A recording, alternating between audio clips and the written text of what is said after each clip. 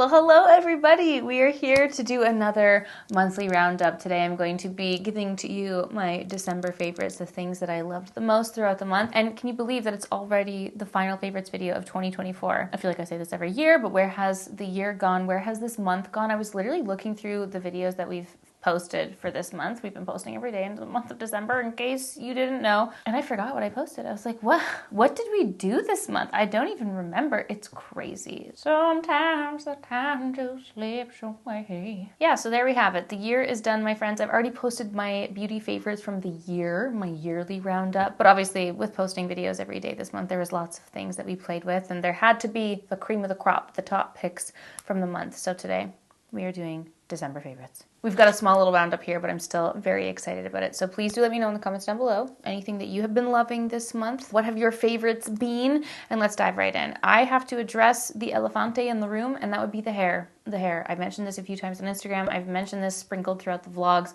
but just to, finish the month off, we have discovered a new hairstyle this month. I think I actually literally made that one of the titles of the video earlier in this month. It was new hairstyle. And this is something that has been a long time coming. It was recently very much inspired by my friend Mel, who always tells me that she curls her hair and crimps her hair with a straightener. And every time I'm like, I don't understand how you do that. Please teach me. And so Mel's magical little straightener crimpy waves, plus the S wave that I learned about way back in 2019 from Matthew, who was a phenomenal hairstylist. I had met him through the Dyson team and we were on a trip, and he was showing me, this was like my first time ever seeing an S wave, and I was like, oh, wow, I'll never be able to do this on myself. And I've thought about it ever since, and I've always wanted to, but I've never felt like I could do this kind of hairstyle. But I recently had done the bangs, and they have been in a state of growing out, and it's been driving me crazy. When my hairstylist Armene first chopped the bangs, okay, I was in love. The way that she did a blowout, it was the most magical I think my hair has ever looked. And since that day, I have not been able to create the same look, and I honestly just kind of gave up. I have been attempting to kind of do a little half tuck behind my ears. I've been trying to hide the bangs. And then I was like, all right, Mel, I'll pull out my straightener and we'll try to make this work.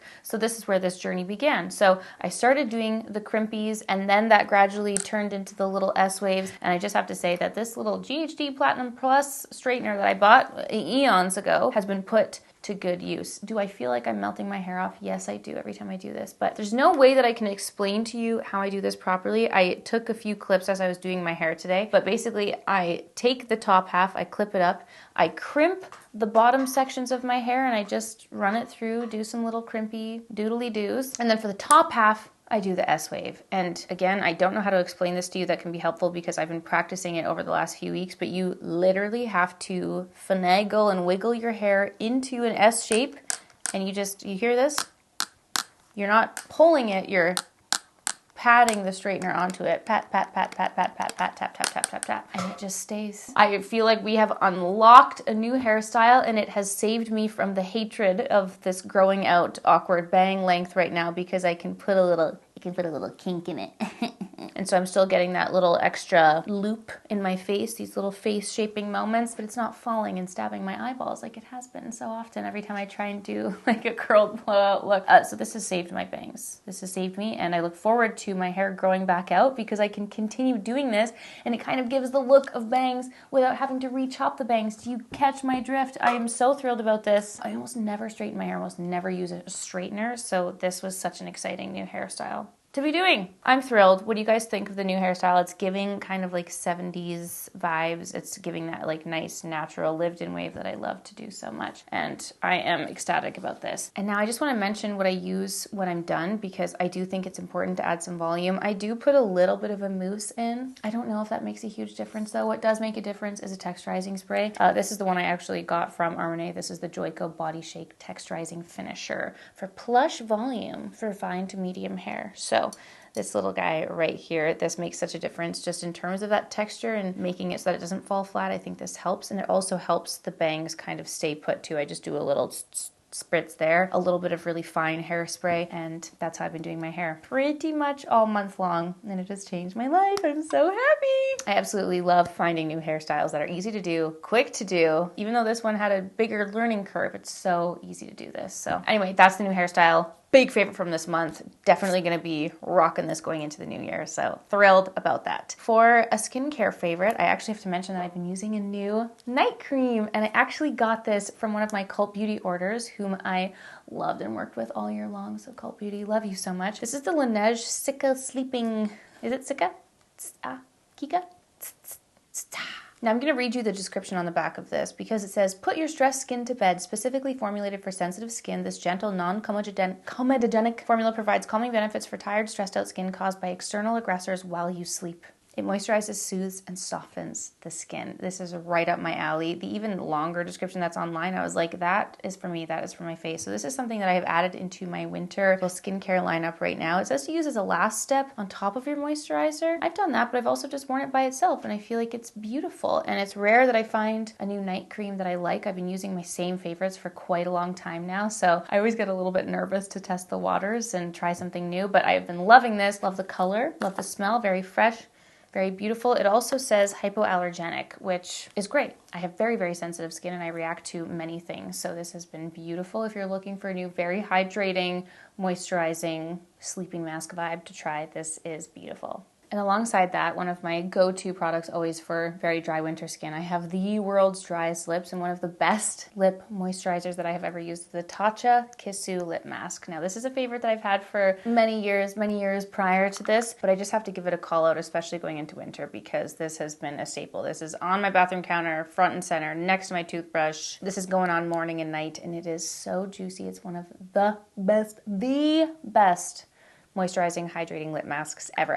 I actually got a new one. They have like a limited edition packaging one, and I thought it was just the packaging. I was like, oh, cute, when I went to buy the refill, and I bought some for the giveaways as well. Oh no, it's totally orange. It was like a totally different color. So I didn't realize that these were actually technically very tinted, and this one has a nice bright cool pink, so it ends up making your lips look extra juicy and extra icy. Very, very pretty. And if you have dry lips, this is one to try. Now moving right along to some of our makeup favorites. Now I did just recently post my everyday makeup for winter, which is pretty much that's the all-encompassing favorites from the month, really. All of my favorites are really included in that video, and it's a very true look at the makeup that I've been doing all month long. A lot of these products I have used truly since the beginning of the month, and I did a nice big switch over, and these have been the cream of the crop, the best of the best. Now, earlier this month, I did film a video for the Revolve YouTube channel, which I'll link below if you didn't see it. I did a little, like, it was everyday winter makeup, but it was kind of like a little soft glam, a little extra spicy. It would be a really nice, easy little holiday party look if you are into that thing, but it was using all the products from Revolve Beauty. And so when they reached out to do that, I had to go and pick a few of the things from there. And I saw that they had the Pat McGrath Labs Skin Fetish Sublime Perfection Foundation, which is a product I've used in the past, but it's not something I've used in recent memory. And I was like, oh, I would love to get my feelings on that, because I know that Pat McGrath Labs, for one, hello Taylor Swift.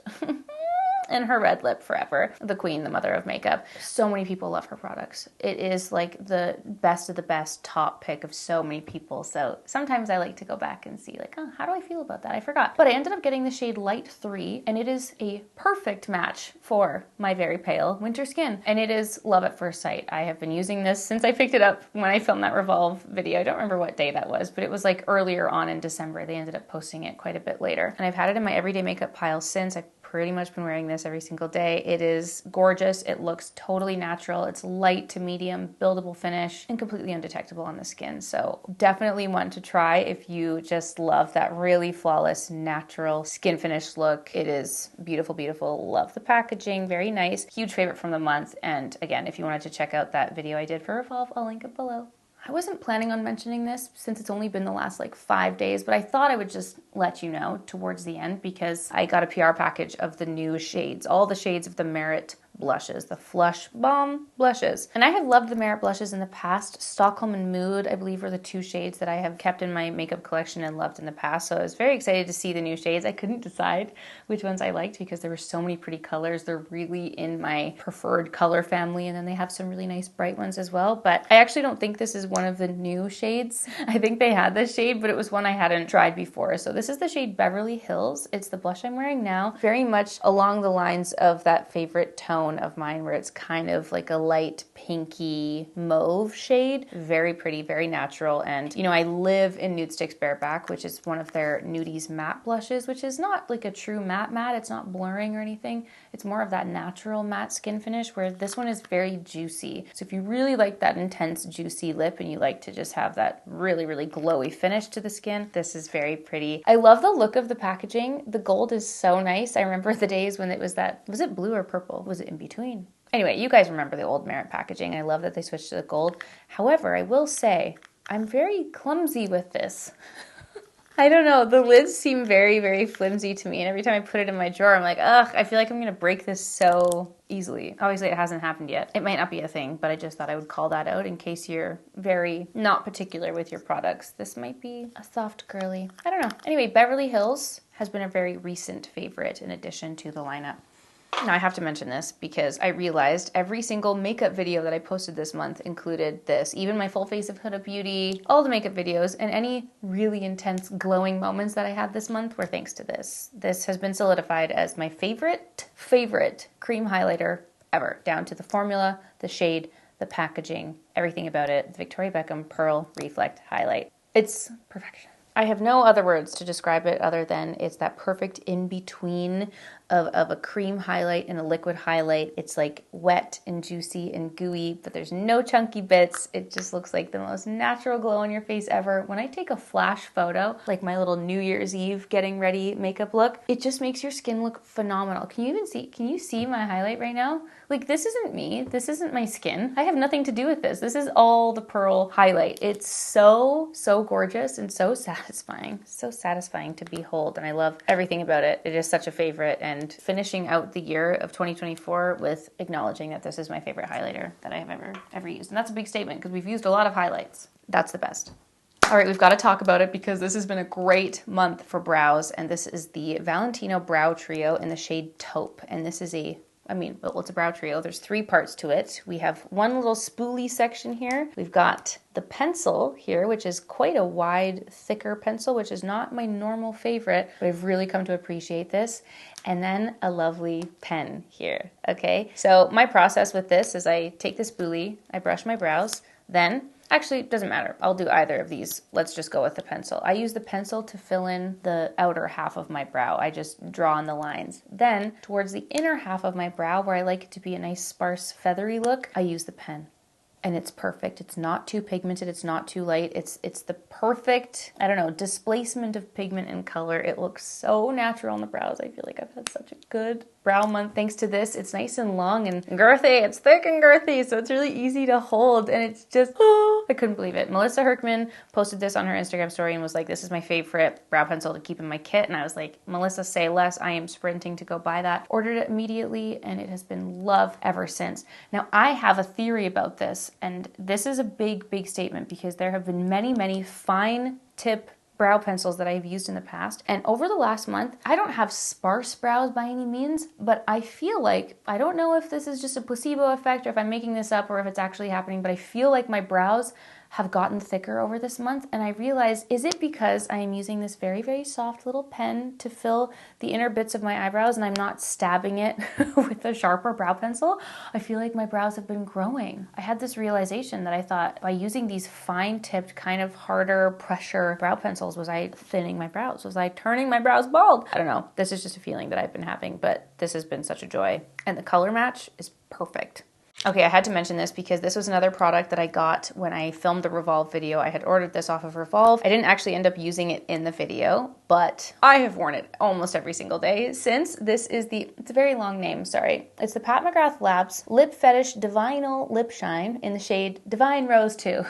It's the most gorgeous little lip balm. I love her packaging, how she has the little lips on there. It's so cute. It's so juicy, so beautiful. There are many products, like, the Revlon lip shines are very, very similar to this. Revlon Lip Shine actually has a mauve shade that's quite similar to this, but there's just something about a luxurious little package that just adds to the flavor of using a product, doesn't it? But this color, speaking of our little color analysis moment, embracing the cooler tones, whether or not I believe that I love this shade, and I put it on when I have makeup on, and I put it on when I'm not wearing any makeup, and I still feel like it complements my natural lip shade so nicely. So I just have to say that this was a huge favorite for my everyday makeup this month. And it's not every day that I get a new lip product that just kind of replaces everything, and I just go for this over and over again, but I have already used this so much. I'm sure I've eaten pounds of it already. I'm sure I've digested so much Divine Rose too. I'm probably gonna be pooping roses. Yeah, big Pat McGrath Labs month, this little sweet month of December. So that's my roundup of beauty favorites. All the beautiful things that I've been loving this month. I have 2 non-beauty favorites that I just have to call out because sometimes I feel like I only mention these in vlogs or I forget to mention it in a video at all. But I just have to give a little shout out to the Kindle because I have in the past been both a Kindle lover and a Kindle hater. I'm back on the Kindle train and, I've got lots of travel coming up, which, it's really handy to just be able to load a bunch of books on here and not have to pack books with you as you go. If you are going somewhere warm and very sunny and very bright, it's really nice to be able to control the brightness, which is cool. But I especially have been loving this at night. It's been helping me so much to fall asleep and kind of curb my TikTok addiction. It's been preventing my deep scrolls, but I love this so much, even though I appreciate flipping the pages of a book. Like there's nothing like sitting and cozying up with a real book. And I love a book collection. It's my dream to just have walls and walls of library shelves filled with books that I've read. However, when I am laying in bed in various positions, it is so nice to have this and not have to flip through the pages. I dream of having that setup where people get the little tripod where they just clip the Kindle so they don't hurt their neck. And then I've seen some people who have a little page turner clicker. I'm not quite on that level yet, but I'm considering it. Maybe I'll be a new person in the new year, but this has been so great. I can put the brightness right down so I don't have to worry about, turning off a lamp when I go to sleep, turning off a light or having a light that's too bright. You can go super low and it just puts me to sleep. I have barely made it through any pages in my book. Like the Kindle, for the sheer purpose of falling asleep swiftly when I get to bed, it has been such a blessing. Put the little pop socket on the back so I can hold it nice and easily.